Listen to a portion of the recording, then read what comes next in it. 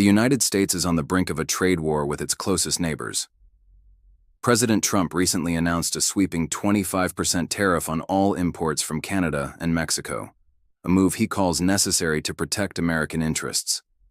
But beyond the headlines and political posturing, this policy carries very real consequences for everyday Americans.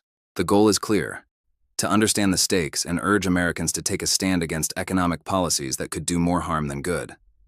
By the end of this video, you'll see how a 25% tariff might sound tough on trade partners, but it's really a tax on ourselves, raising prices, costing jobs, and straining industries from automotive to agriculture. What does a 25% tariff mean for you and me? In simple terms, a tariff is a tax on imported goods. When the government slaps a 25% fee on products coming from Canada or Mexico, that cost doesn't magically disappear. It gets passed along to American businesses and consumers. In fact, studies show that tariffs are usually paid by domestic importers and consumers, not foreign exporters. That means this tariff is essentially a 25% price hike on a huge range of goods we buy, from cars and groceries to building materials. It's like an invisible sales tax that hits our wallets whenever we shop. And 25% is no small increment. It's large enough to noticeably drive up price tags on everyday items. More than 1 in 5 cars sold in America is built in Canada or Mexico, and even US-assembled cars rely heavily on parts that cross our borders multiple times during production. By imposing a 25% tariff on these vehicles and parts, the cost of manufacturing jumps dramatically, a cost automakers will inevitably pass on to consumers. Analysts estimate that the average price of a new car in the US could rise by around $3,000 as a result of these tariffs. Some models that rely heavily on North American supply chains could see even steeper increases. One report warns new car prices might surge by as much as $12,000 for certain vehicles if these tariffs fully take effect. For many working families, an extra few $1,000s could mean the difference between buying a reliable car or holding on to an old one. In short, these tariffs threaten to price Americans out of the car market or saddle them with heavier debt. And it's not just personal vehicles. Higher costs will hit businesses that rely on trucks and vans, potentially driving up the prices of services and goods those vehicles deliver. Grocery bills are another place you'll feel the pain.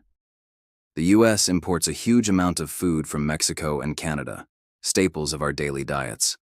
In 2024 alone, the US bought over $49 billion in agricultural products from Mexico, including nearly 47% of all the vegetables and 40% of the fruits we import. That means about half of the fresh tomatoes, lettuce, berries, avocados, and other produce in our supermarkets comes from Mexican farms. Canada supplied about $41 billion worth of farm goods last year. If a 25% tariff is tacked onto all those fruits, vegetables, and other foods, Americans will see higher prices at the grocery store almost immediately. Supermarkets operate on thin profit margins, so they can't simply eat the added cost. They will charge shoppers more to make up for the tariff. Picture the price of tomatoes or avocados jumping significantly. That's a direct result of these tariffs. In fact, trade experts are already joking grimly about a guacamole tax, noting that roughly 90% of the avocados consumed in the US come from Mexico. Your summer cookout, your next batch of guac, or your fresh salad in March will all cost more under this policy. And it's not just produce. Think of meat, dairy, and processed foods that also cross the borders. A trade war could even hit your favorite drinks. For instance, America imports billions of dollars in tequila from Mexico and Canadian whiskey from our northern neighbor. Tariffs on those mean higher prices for consumers and potential pain for the hospitality industry. Beyond the checkout aisle, energy costs could climb as well. Canada is the United States' largest foreign supplier of crude oil. In 2024, the US imported about $98 billion worth of Canadian crude. Many US refineries, especially in the Midwest, rely on this heavy Canadian oil because it's suited to their equipment. Americans could see higher prices at the gas pump and higher heating bills in regions that depend on Canadian energy. As one trade analyst put it, when it comes to tariffs on critical imports like oil, how the heck does that shake out? My guess is that it shakes out just through higher gas prices. In other words, there's no escaping the ripple effect, from fuel to finished products. These tariffs threaten to raise the cost of living across the board. We don't have to look back 90 years for evidence. We have a very recent example in the US-China trade war initiated under President Trump's first term. Starting in 2018, the US imposed tariffs on hundreds of billions of dollars worth of Chinese imports, ranging from 10% to 25%, and China retaliated in kind. The stated goal was to pressure China into trade concessions, reduce the US trade deficit, and bring manufacturing jobs back to America. Sound familiar? It's similar to the rationale given now for tariffs on Canada and Mexico, with added justifications like border security thrown in. So, what happened in the US-China trade war? American consumers and businesses ended up bearing the brunt of the costs, while the supposed benefits largely failed to materialize. Multiple economic studies have dug into the data and found that US companies and consumers paid essentially all of the tariff costs. Foreign exporters mostly did not lower their prices to offset the tariffs. By one estimate, the tariffs on Chinese goods had a near one-to-one pass-through to import prices, meaning if a tariff was 25%, the import's price to US buyers went up close to 25%. Over 2018 and 2019, US firms and consumers paid roughly $46 billion in extra tariffs, money that came out of Americans' pockets. Facing higher costs, many businesses had to make tough decisions. They squeezed their profit margins and cut back on investments, froze worker wages, and even cut jobs. Some tried to find non-Chinese suppliers to avoid tariffs, but that often meant higher costs anyway, buying from a different source that's more expensive or less efficient. These are not negligible sums. That's money effectively taken out of household budgets due to policy choices. And what about the farmers, the manufacturing workers, and others whom the tariffs were supposed to help? They largely got caught in the crossfire. China retaliated against the US tariffs by almost immediately slapping tariffs on American exports, very notably on agriculture. US soybean exports to China, which used to be enormous, fell off a cliff. American farmers lost an export market worth tens of billions of dollars.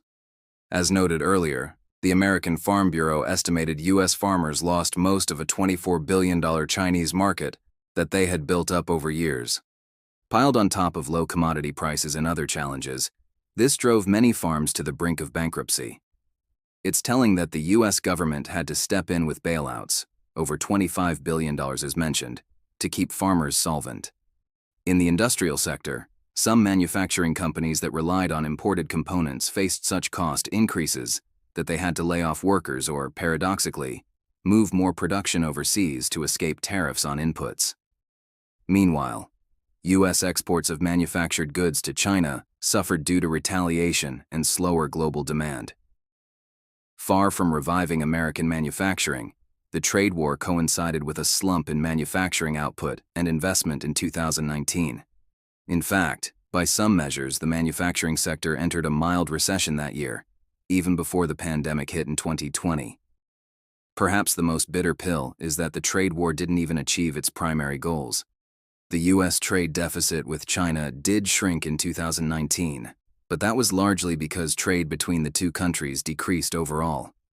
US imports from China fell, but so did US exports to China, and the trade deficit with other countries like Mexico and Vietnam grew as supply chains shifted. We started importing more from elsewhere, since importing from China became expensive.